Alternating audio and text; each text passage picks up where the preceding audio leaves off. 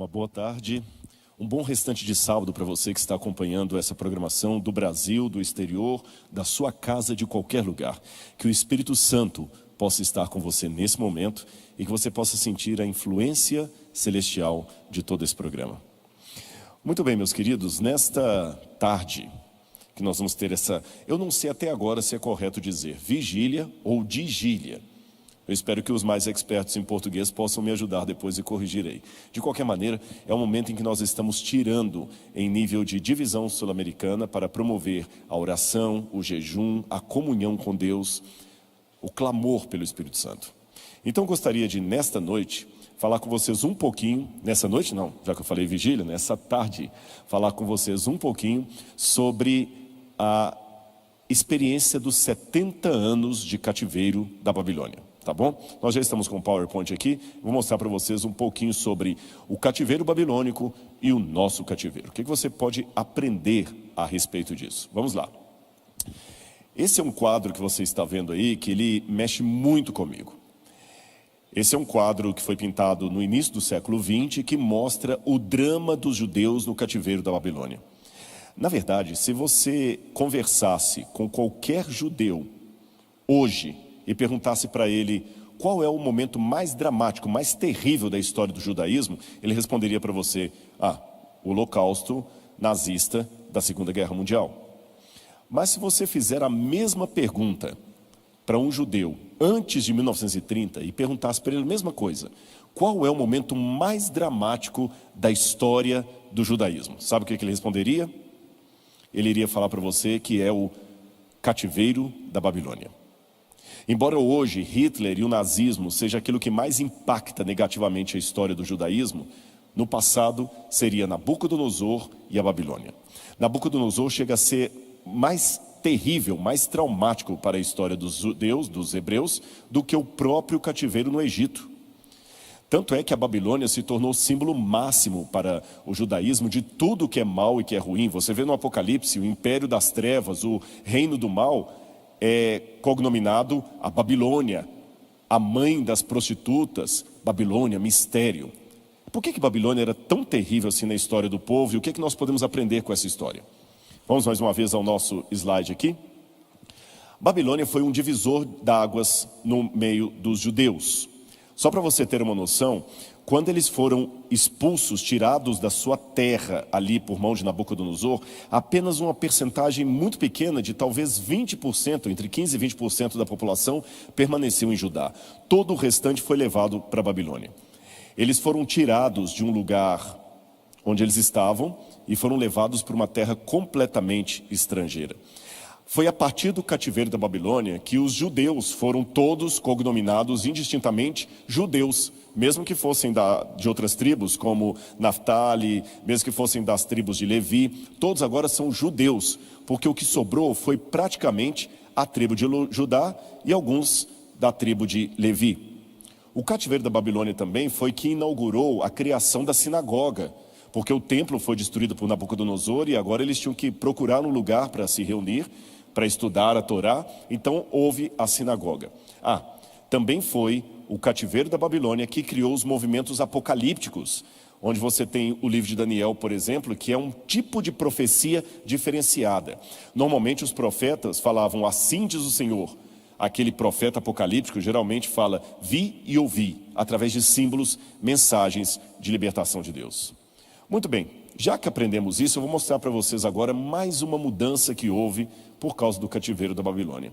Quando um aluno de teologia, por exemplo, vai estudar hebraico bíblico na faculdade, ele aprende esse alfabeto que está embaixo aí, ó. Você está vendo em cima um alfabeto mais antigo e embaixo um outro mais quadrático. Aleph, Beit, Gimel, Dalet. É assim que os judeus escrevem até hoje. Só que esse alfabeto mais quadrático, ele na verdade é o alfabeto aramaico. Ou seja, eles mudaram até a maneira de escrever. O jeito que o judeu escrevia antes era com aquelas letras que estão em cima. Veja mais uma vez na tela e você vai perceber.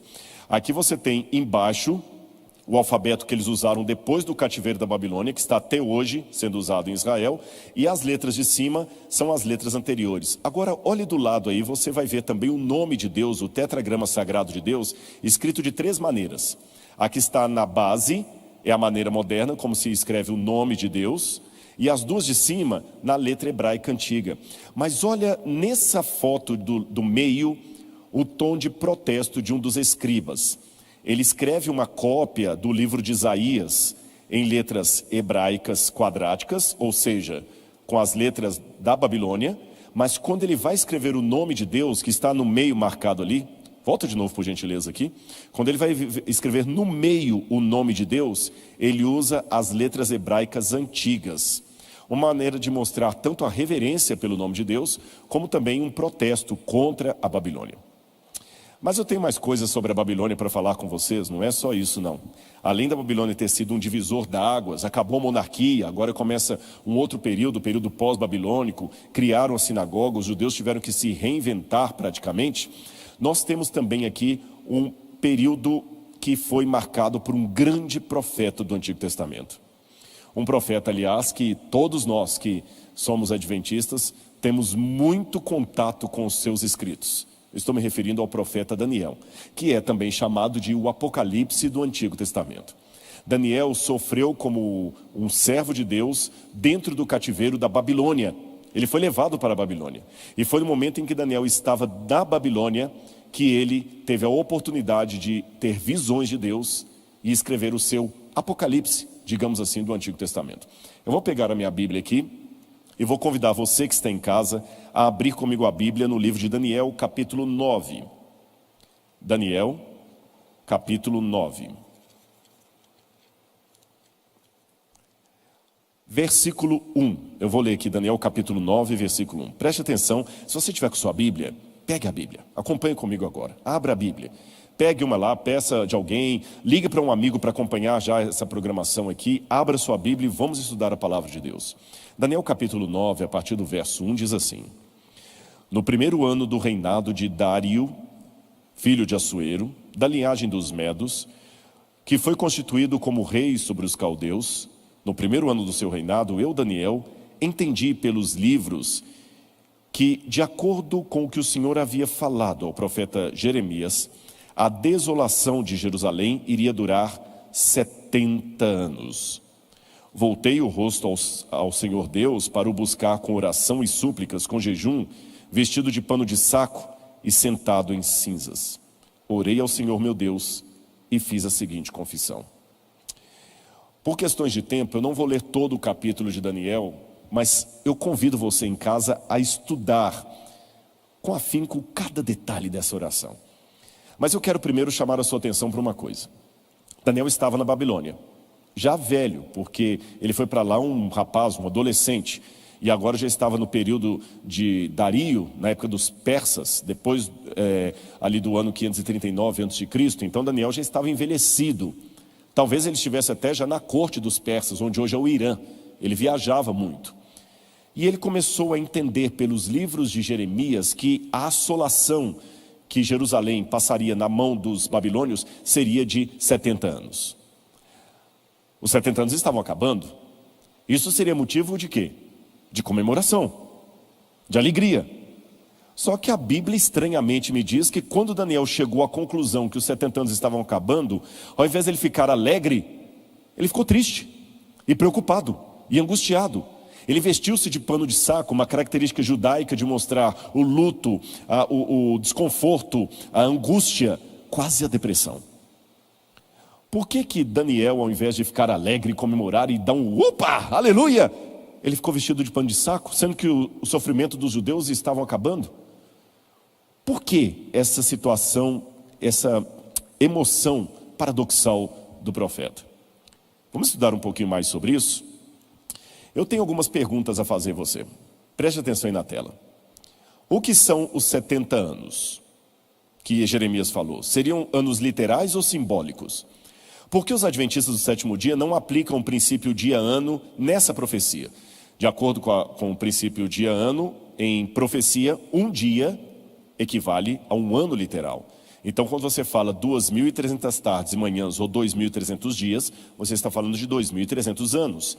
Mas por que quando aparece a profecia dos 70 anos, não vira então o princípio dia-ano? Outras perguntas que eu tenho a fazer. Vamos jogar na tela aí. Qual seria o terminus ad quo e terminus ad quem, ou seja, quando começa e quando termina o período dos 70 anos. O problema é que aqueles que estão acostumados a estudar a profecia de Daniel, vê que se você pegar, e eu vejo muito esse erro cometido, nós sabemos pela história que os hebreus foram parar na Babilônia em 605 a.C. Em 587, Nabucodonosor destrói o templo de Jerusalém. Mas em 605, lembre-se, antes de Cristo as datas eram de trás para frente. Então 605, portanto antes, os judeus vão parar na Babilônia. Só que quando você pega o ano 605 e joga 70 anos para frente, você estoura o período da queda da Babilônia. Não bate. Outros pensam que talvez a gente deveria pegar isso aí quando a Babilônia começou a reinar em 612 e jogar 70 anos para frente, também não bate. Então qual a solução que a gente tem?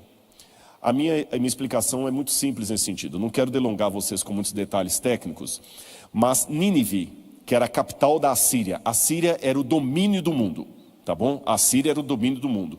E uma cidade que pertencia à Síria, um reino vassalo da Assíria, que era o reino da Babilônia, entrou em rebeldia. A Babilônia entrou em rebelião contra a Assíria. E um general chamado Nabopolassar conseguiu vencer os assírios. Ele destruiu a cidade de Nínive em 612 a.C. e começou a governar. Quando Nabopolassar morreu, o seu filho, Nabucodonosor, em 609 a.C., assumiu o poder e a Babilônia, que era uma província da Assíria, se torna agora a senhora do mundo. Vamos recapitular para você de casa entender? O grande império que dominava o mundo era a Assíria. A Assíria foi destruída por Nabopolassar, uma província que se rebelou. Ela destruiu a capital Nínive e se tornou a senhora do mundo, a Babilônia, que depois vai trazer em cativeiro os hebreus. Então, voltando ao quadro aqui, o que nós teríamos para mostrar para vocês? Olhem na tela. Os 70 anos, para mim, vão de 609 a.C., ano em que Nabucodonosor começou a sua hegemonia no poder e realmente acabou com todo o resquício da Síria, e vai até 539 a.C., quando acaba o império da Babilônia. Justamente, a Babilônia de Nabucodonosor até os seus descendentes vai de 609 a.C., como grande potência mundial, a 539 a.C. Se você fizer a conta rápida aí, 70 anos. Mas isso traz uma novidade que me pôs para pensar. Aqueles 70 anos que Jeremias escreveu, não eram 70 anos para os hebreus, eram 70 anos sobre a Babilônia. Isso, os 70 anos eram sobre a Babilônia. Isso muda bastante a nossa compreensão a respeito daquilo ali. Por isso que os 70 anos não podiam ter a aplicação profética, um dia valendo um ano. Eu vou colocar aqui um texto da Bíblia que fala dos 70 anos. Abra comigo a Bíblia em Jeremias, capítulo 25, versículos 11 e 12. Jeremias, capítulo 25, versículos 11 e 12. Olha a profecia de Jeremias nesse texto. Toda a terra virá a ser uma ruína, objeto de horror, e estas nações servirão o rei da Babilônia durante 70 anos.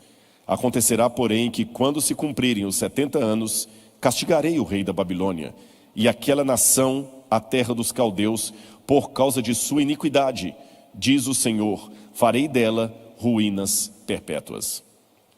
Só para você ter uma noção, isso aqui realmente se cumpriu, porque em 539 a.C., 70 anos exatamente depois que Nabucodonosor assumiu a hegemonia do poder, 609 a 539, 70 anos depois, os persas vieram, destruíram a Babilônia. E ela só foi redescoberta, sabe quando? Em 1899. Quando Robert Caldwell redescobre a Babilônia, em 1899, ela era um monturo de pedras, uma terra de ninguém no Iraque, arrasada. Se eu tivesse mais tempo na palestra, eu mostraria algumas fotos das primeiras escavações da Babilônia.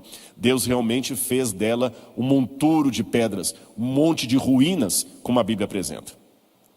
Mas para ser honesto com vocês, eu vou apenas abrir um parênteses aqui em admitir que há vários problemas com esse texto. Eu vou só tomar licença para não explicá-los todos, senão vou demorar demais aqui em explicações técnicas que não vão ajudar.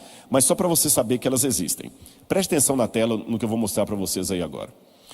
O primeiro problema é que a Septuaginta, que é uma versão grega do Antigo Testamento, ela traz essa passagem de maneira diferente do que está no texto hebraico.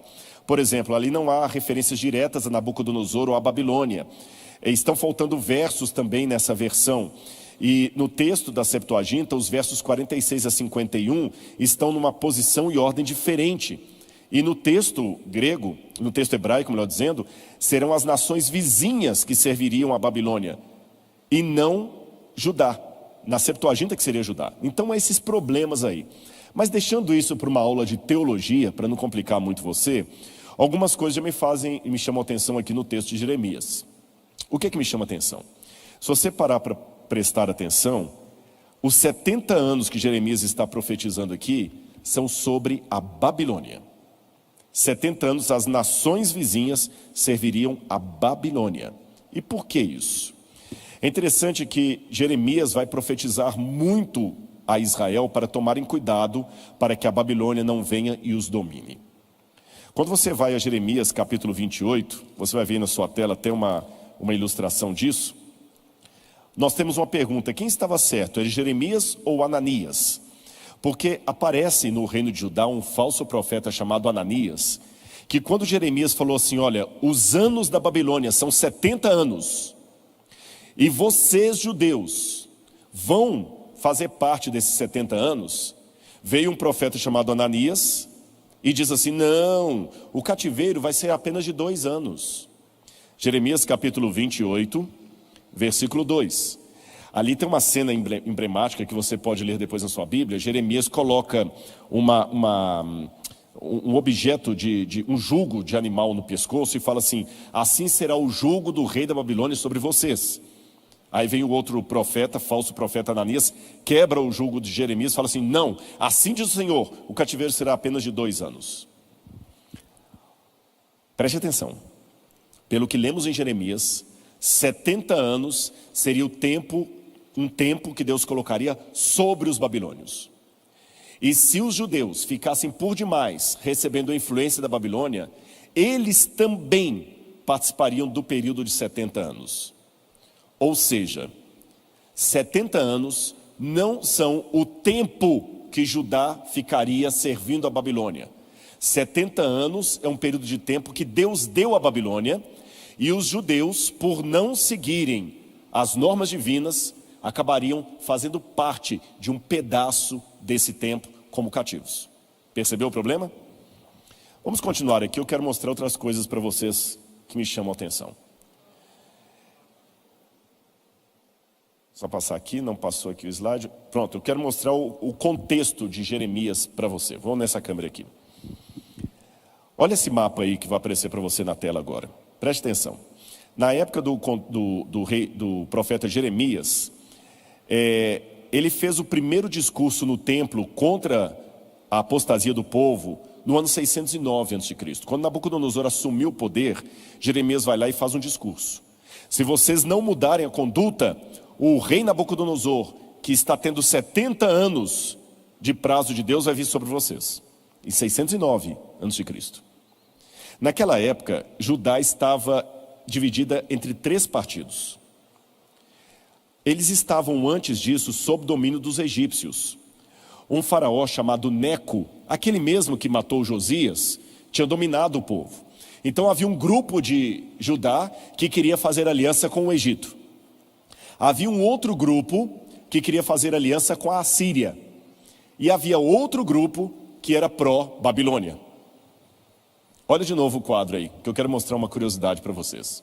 Vocês vão falar do canal de Suez? Sabia que o faraó Neco já havia feito uma abertura do canal de Suez até o mar Mediterrâneo? Isso 600 anos antes de Cristo. Então vamos repetir. Se você estivesse morando em Jerusalém na época do profeta Jeremias, o bate-boca entre irmãos, como é parecido com os dias de hoje, seria sobre política. E uns estariam chamando o outro de negacionista. Desculpe, eu não quero criar anacronismo, mas algumas semelhanças na história são inevitáveis de ser percebidas. Porque uns achavam que a solução do governo de Judá era fazer aliança com o faraó Neco e com o Egito.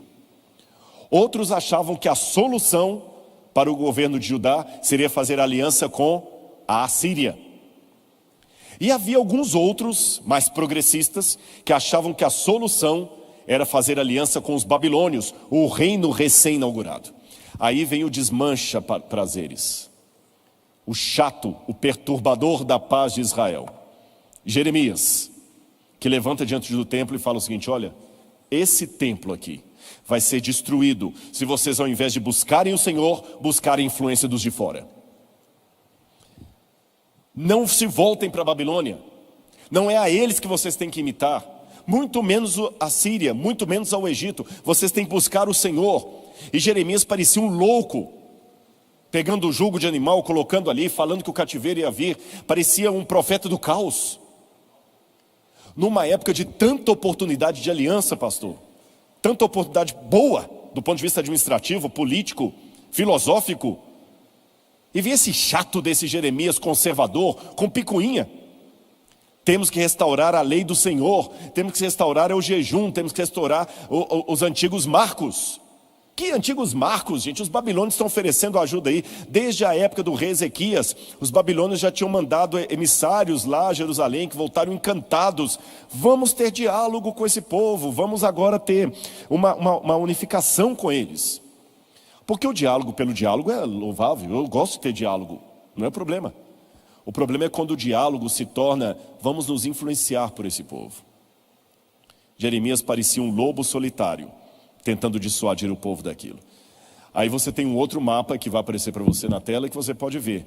Israel estava justamente no olho do furacão, porque a Síria e a Babilônia, quando vinham atacar o Egito, tinham que passar por Israel. O Egito, quando ia se defender, passava por Israel. E tinha aqueles 3 movimentos ali, como eu havia mencionado para vocês. Aí você tem os reis, que faziam parte de toda a trama do livro de Jeremias. Josias, Jeoacás, Joaquim, rei de Judá, que vai ser levado cativo para a Babilônia. Depois Joaquim e Jeremias lá pregando. Ele era um perturbador da paz, porque ele pregava coisas que o povo não queria ouvir. O livro de 2 Crônicas vai fazer uma releitura da profecia de Jeremias. Crônicas vai lembrar de uma lei de Deus no livro do Levítico, que a terra deveria a cada quantidade de anos descansar, o ano sabático do repouso da terra. E já que o povo não estava observando aquilo, Deus provocaria o cativeiro da Babilônia para tirar o povo da terra e deixar a terra descansar. Interessante, meus amigos, Deus não é nenhum ditador. Deus não é ditador e eu não sou calvinista. Mas eu acredito que a soberania de Deus cumpre-se de qualquer maneira. Mesmo sem infringir na liberdade das pessoas, quando Deus tem os teus desígnios, eles se cumprem. Quer um exemplo para você? Você sabe que os judeus não reconhecem que Jesus era o Messias. Alguns judeus pensam que Jesus era apenas um grande mestre, um grande rabi, mas Messias, não. Mas era Israel que deveria mostrar para o mundo que o Messias veio. Porque antes da igreja, quem existia era Israel. Antes que a igreja tivesse a sua primeira Santa Ceia, eram judeus. E esse era o povo que Deus queria que anunciasse para o mundo que o Messias veio. Mesmo que aquele povo recusou anunciar ao mundo que o Messias veio e ele era Jesus, Deus permitiu a destruição do templo de Jerusalém. E destruindo o templo de Jerusalém, não pode ter mais sacrifício de cordeiro, porque o cordeiro tem que ser sacrificado no templo. Não tendo sacrifício de cordeiro, os judeus hoje celebram a Páscoa sem cordeiro. Eles estão, ainda que de maneira inconsciente, anunciando para o mundo: o Messias veio, nós não precisamos mais sacrificar cordeiro. Não é voluntário. Mas Deus falou: vocês vão, de uma maneira ou de outra, vocês vão falar para o mundo que o cordeiro veio e que o tipo encontrou o antítipo. Permitiu a destruição do templo, hoje não tem mais cordeiro sendo sacrificado. Assim também ele faz. E ele queria mostrar para o povo o perigo da Babilônia. Agora alguém pode falar: Rodrigo, mas estranho, porque sempre que eu estudei esse texto de Daniel, eu sempre entendi que os 70 anos era o período de cativeiro do povo de Israel ali, que Deus deu 70 anos para os hebreus. Não. Os 70 anos que Deus deu foi sobre a Babilônia. E você pode perguntar para mim, Rodrigo, mas por que Deus deu 70 anos para os babilônios? Olhe na tela e você vai entender. Jeremias 29, verso 10. Abra a Bíblia comigo e eu vou ler com você esse texto. Jeremias 29, verso 10. Diz assim: assim diz o Senhor, logo que se cumprirem para a Babilônia 70 anos, atentarei para vocês e cumprirei a promessa que fiz a vocês, trazendo-os de volta a esse lugar. Logo que se cumprirem para a Babilônia. E por que Deus colocaria um período para a Babilônia? Simples, pelo mesmo motivo que ele falou com Abraão, que ainda não havia se cumprido o tempo dos amorreus. Deus não quer que apenas Israel seja salvo, mas que o mundo seja salvo. E assim como no Gênesis, ele deu um prazo de arrependimento para os amorreus. Deu 120 anos de prazo para que os antediluvianos se arrependessem. Agora ele deu 70 anos de prazo para que a Babilônia se arrependesse. A pergunta é, será que os babilônios iam aproveitar esse tempo e se arrependerem?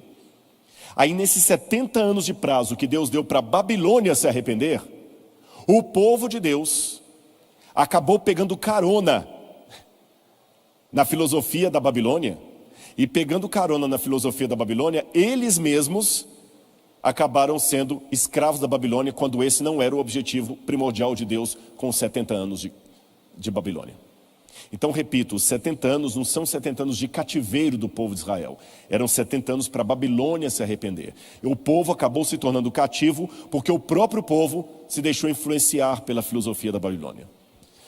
E eu vou revelar uma coisa para vocês agora. Por que o povo ficou tão encantado com a Babilônia? Eu vou mostrar uma profecia não bíblica para vocês. Lembra que antes da Babilônia eu falei que o império mundial era o império da Assíria? Olha aí no quadro uma imagem que eu quero mostrar para vocês. Quando Senaqueribe, um dos últimos reis da Assíria, estava no poder, um dos seus descendentes, Esarhadon, era o favorito. Esarhadon, quando ele assumiu o poder, Senaqueribe tinha destruído a cidade da Babilônia. Então Esarhadon, ele escreveu sobre uma profecia. Ele dizia que a profecia dizia que Babilônia deveria ser arrasada por 70 anos. Mas que Marduk, por misericórdia, pegou os 70 anos, virou de ponta cabeça, e assim como 9 vira 6, 70 virou 11. Eu sei que em português, com os numerais que nós usamos, 70 de cabeça para baixo não vira 11. Mas volta de novo à tela. Lembre que eles escreviam, coloca a tela cheia por favor, eles escreviam em linguagem cuneiforme. Então esse desenho que vocês estão vendo aí, voltar um aqui, é o desenho dessa profecia. E ele diz, 70 anos são o período da sua desolação de Babilônia. Mas Marduk escreveu de ponta cabeça no livro do destino. E o misericordioso Marduk, em um momento do seu coração, enquanto ele descansava, ele tornou o livro de cabeça para baixo. E no 11º ano, ordenou a sua restauração. A profecia dos babilônios era conhecida na época de Josias. Babilônia é uma cidade abençoada, tão abençoada que os assírios queriam assolá-la por 70 anos, mas Marduk transformou os 70 anos em 11 anos. E no 11º ano da sua assolação, o próprio rei Esarhadon, rei da Assíria, restaura a Babilônia e a torna uma cidade maravilhosa. Depois disso, vem Nabopolassar, destrói a Assíria, pega aquela cidade bonita ainda como herança, a melhora, Nabucodonosor a transforma mais bela ainda e ela se torna a dona do mundo. Se você fosse um judeu daquele tempo, você estaria comentando, além das questões políticas, vamos ser pró-Babilônia, pró-Egito ou pró-Assíria, alguém ia falar assim, mas a Babilônia, você esqueceu, tem uma profecia que os 70 anos da Babilônia se tornariam 11 anos, porque Marduk gostava dela e colocou o número de cabeça para baixo. E em linguagem cuneiforme, quando você pega os 70 e põe para baixo, ele vira 11º, número ordinal. Aí vem Jeremias e fala, gente, esqueçam isso. Os 70 anos da profecia de Marduk, na verdade, se tornarão agora 70 anos de misericórdia que Deus vai dar para os babilônios se arrependerem. E se eles não se arrependerem, a Babilônia também vai cair. E por que ele usa o número 70? Porque Deus é um professor, Deus parte do conhecido para o desconhecido. Eu costumo dizer que se o Apocalipse fosse escrito hoje e Deus quisesse mostrar para o profeta um símbolo da paz, ele ia mostrar uma pomba branca. Mesmo que a pomba branca apareça em outros materiais, mas é para ficar inteligível. Vocês perceberam? Deus parte do conhecido para o desconhecido. Vocês estão baseados na profecia de Esarhaddon, que os 70 anos de assolação da Babilônia virariam apenas 11 anos, e ainda com bênçãos? Eu digo para vocês, não. Haverá outros 70 anos que eu darei de prazo para a Babilônia se arrepender dos seus pecados. Agora eu espero que ela se arrependa. E que durante esses 70 anos, vocês, judeus, não se unam à filosofia da Babilônia. Senão os 70 anos que eu dei de tempo para eles se arrependerem, serão também anos de assolação para vocês. Durante um período desse tempo, vocês ficarão presos na Babilônia. Continuando aqui, o povo não ouviu Jeremias e o cativeiro veio. Eu já estou terminando o meu sermão, mas eu quero mostrar mais algumas fotos para você. Veja aí a imagem completa. Isso aí é o Givat Parking Lot em Jerusalém, onde você tem restos de uma casa do período ali anterior à destruição de Babilônia por Nabucodonosor. E nós vimos na arqueologia, gente, estratos de cinza que mostram a violência com a qual Nabucodonosor queimou em 586 a.C. o templo e a cidade de Jerusalém. Embaixo do professor Itav Shalev, você pode ver uma marca escura ali, olha, tem uma foto melhor aqui. Isso é cinza da destruição de Nabucodonosor sobre Jerusalém. Aqui eu tenho um outro trecho também que mostra marcas da destruição. Estão vendo ali a cinza? E só restos de pontas de flecha dos babilônios. E aqui um material de ouro e bronze que foi corroído pelo fogo. Os especialistas levaram isso em laboratório e acreditam que esse material foi queimado a uma temperatura de 500 graus Celsius. Essa foi a temperatura do fogo da Babilônia sobre Jerusalém. Não era para o povo de Deus passar por aquilo. Agora, irmãos, para ir para o final aqui, que meu horário já esgotou, eu quero contar umas 3 ou 4 coisinhas para terminar com vocês. Olha na tela isso aí. Essa aí que vocês estão vendo agora são alguns fragmentos de estatuetas de deuses cananitas, pagãos, que nós temos na coleção de arqueologia do UNASP. O que me chama a atenção, você tem Áshera ali, é que esses fragmentos de ídolos foram encontrados em Judá, em casas de judeus. Quando a gente escava e encontra um extrato anterior ao cativeiro da Babilônia, é muito fácil encontrar estatuetas de deuses em casas de judeus. A Bíblia passou a ter um outro significado para mim quando eu comecei a ler isso depois da arqueologia, que eu vejo o profeta falando, lancem fora os ídolos, não vão adorar nos lugares altos, e eu vejo aquele monte de estátua ali, eu vejo como o povo era tardio em ouvir a palavra do profeta. Ele pregava, o Senhor mostrava os sinais, e o povo continuava adorando outros deuses. Depois do cativeiro da Babilônia, nós não encontramos mais nenhuma estátua de deuses pagãos em assentamentos judaicos. São extratos. Quem se queima com leite quente assopra até iogurte. Deus precisou trazer o flagelo de Nabucodonosor para o povo aprender. Segunda coisa que eu queria chamar a atenção de vocês. Quando acabou o cativeiro em 539 a.C., e depois, vocês sabem, em 457, vão reconstruir os muros de Jerusalém, o templo, etc., Esdras, Neemias. Muitos judeus não quiseram voltar, continuaram morando no exílio. Por quê? Esse quadro aí vai responder a você por quê. Muitos judeus, esses são tabletes de uma coleção que já foi exibida na Inglaterra, que mostram recibos de judeus que viviam na Babilônia.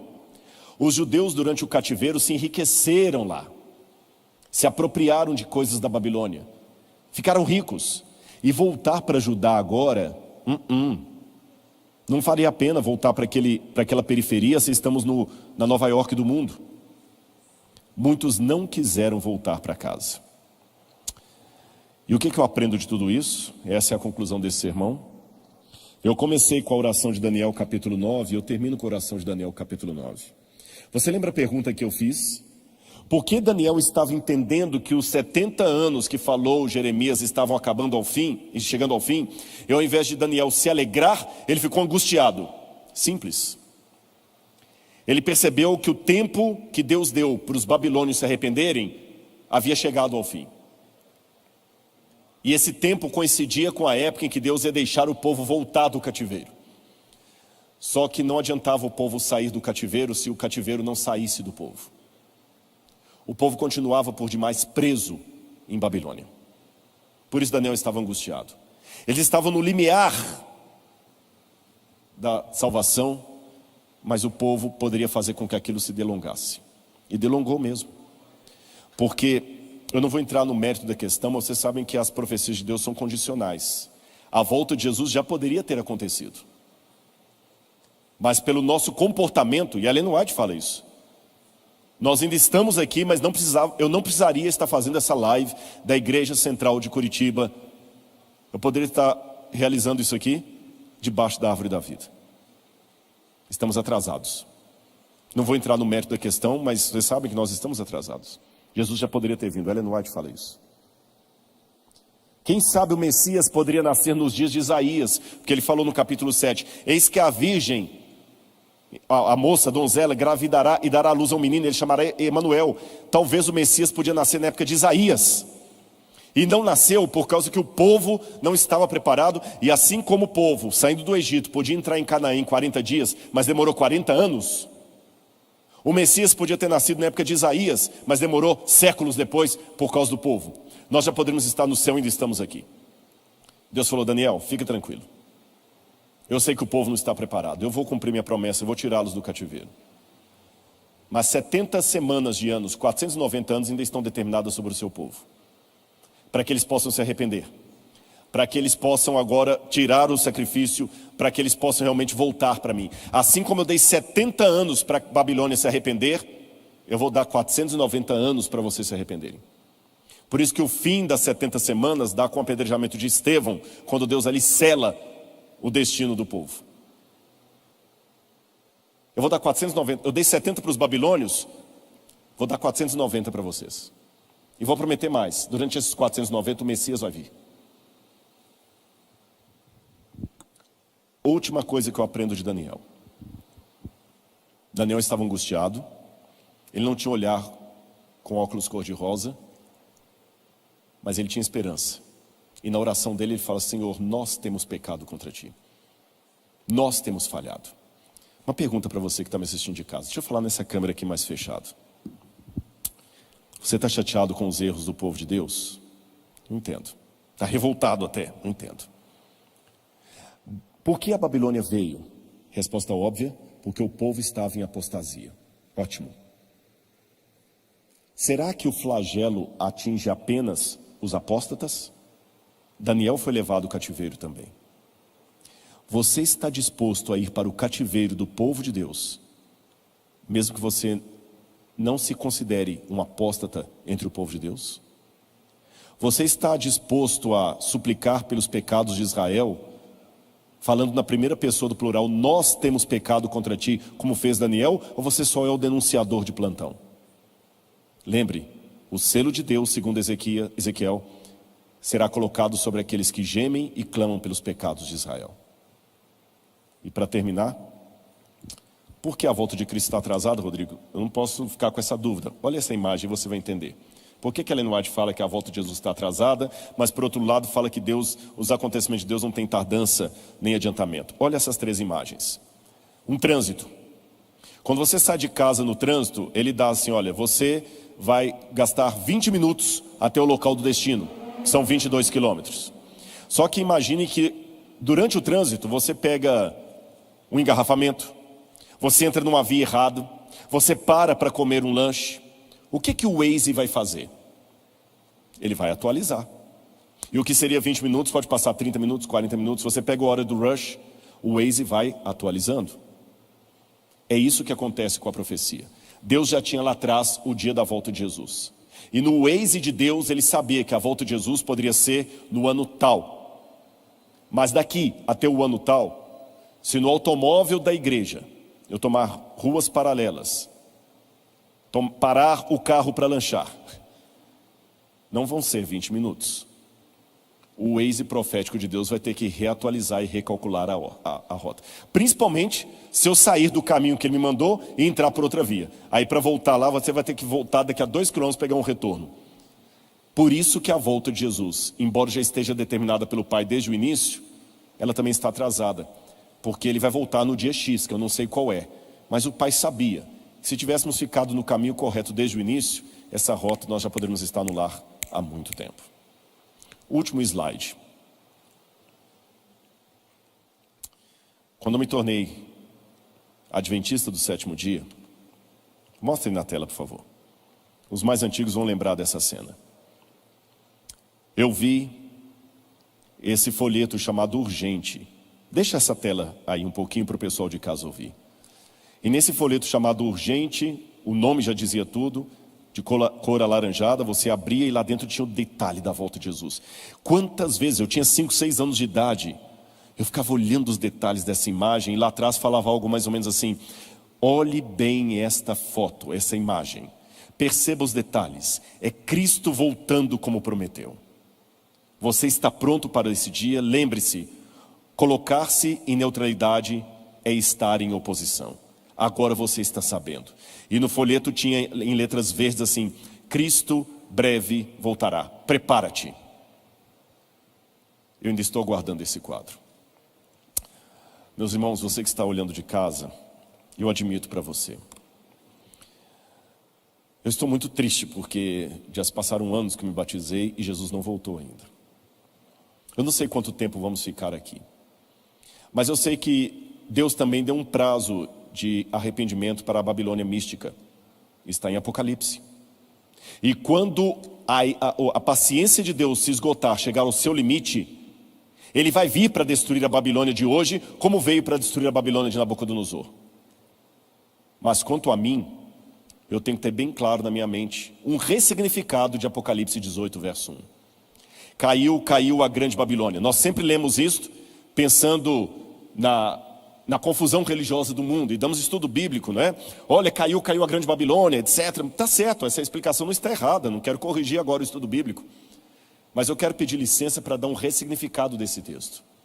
Quando ele fala caiu a grande Babilônia, logo em seguida ele diz: sai dela, povo meu. E a gente sempre lê assim: sai da confusão religiosa, povo meu. Está correta a explicação, não quero inovar aqui. Mas eu tenho que fazer também uma leitura pessoal daquilo, porque Babilônia pode estar aqui dentro por minha culpa. Babilônia não é só um lugar geográfico, pode ser um estado de espírito.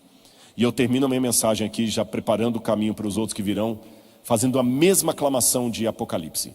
Em breve ouviremos: caiu a grande Babilônia, e se tornou esconderijo de toda árvore imunda e detestável. Sai dela, povo meu.